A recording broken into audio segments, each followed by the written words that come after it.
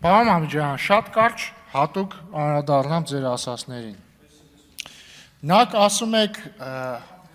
դե ինչպես միշտ դուք միշտ գնում եք, չէ՞։ Բայց ոչինչ, ես կխոսեմ ձեր հոգու հետ կխոսեմ ես։ Ուրեմն նախ պարոն Ամիջյանը ասում է, եթե դուք Լեռնային Ղարաբաղում նոր իշխանությանը, որը մի քանի օր էր իշխանությանը մեղադրում եք Լեռնային Ղարաբաղի այդ վատ ճակատագրի մեջ, բա ինչի ձեզ չեք մեղադրում։ Ես ուրիշ հակառակ տրամաբանությամբ տամ հարցը տամ։ Եթե ըստ ձեզ դե Լեռնային Ղարաբաղի նոր իշխանությունները ինչ անեին, նոր էին իշխանության եղել, հետևաբար իրանք պատասխանատու չեն։ Բա ինչ եք մեզ մեղադրում, ձեր 30 տարի կառավարելուց հետո մենք 1.5 տարի ենք իշխանության։ Ինչ եք մեզ մեղադրում 44 օրյա պատերազմի հետ կապված որևէ բանի հետ։ Երկրորդը, եկեք կողմնորոշվենք, էլի, Ադրբեջանի արտգործ նախարարների ասածները Հայաստանի ներքաղաքական դաշտում օգտագործելը նորմալ պրակտիկա է, թե չէ, որտեղ եթե պարզվի, որ նորմալ պրակտիկա է, հիմա ես էլ կարող եմ մեջ բերել Ադրբեջանի նախկին արտգործ նախարարի ասածը, որ ասաց, որ Ադրբեջանը հասկացավ, որ պետք է պատերազմ, որ այսինքն խաղաղ ճանապարհով խնդիրը չի լուծվի եւ պետք է խնդիրը պատերազմով լուծել Ռամբույեի հանդիպումից հետո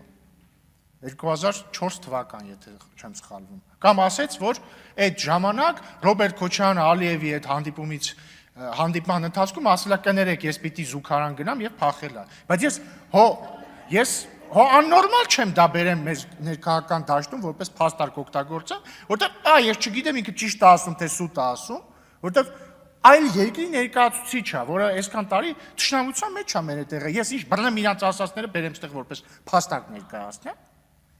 Եվ նույնիսկ եթե ճիշտ է կապ չունի, ես ոնց կարող եմ ինչ Ադրբեջանի, որևէ պաշտոնյայի ասած օգտագործեմ իմ համակարգացու է, նույնիսկ եթե այդ համակարգացին ոչ բարով Ռոբերտ Քոչարյանն է կամ Սերժ Սարգսյանն է։ Այ քեզ բան։ Հաջորդը թոկերի եւ կարոտքի պավադոկների մասին։ Պարոն Մամիջյանը, որը նոր դուրս եկավ դահլիճից, ենթադրաբար արդեն իր կաբինետ է հասնում, զուտ աշխարհագրորեն, որ ես մտածում եմ, իր կաբինետ պետք է հասնելուց լինի, հուսով եմ արդեն ռադիոն կմիացնի եւ կլսի։ Ասում է, բա ո՞նց ենք ստեպ ստորագրել։ Իսկ ինչի եք ստեպ ստորագրել։ Կարող է, որովհետեւ չկարողացաք ասոցիացիան համաձայնագիր ստորագրեք Եվրամիության հետ, որովհետեւ Սերժ Սարգսյանին մի օր, ասենք 2013 թվականի սեպտեմբերին, կանչեցին, ասին, չէ, դու դա չես ստորագրելու, ինքն էլ ասեց, լավ։ Թարգմանաբար եմ լավ ասում, էլի, այլ լեզվով ասես։ Կարող է դա պատճառը։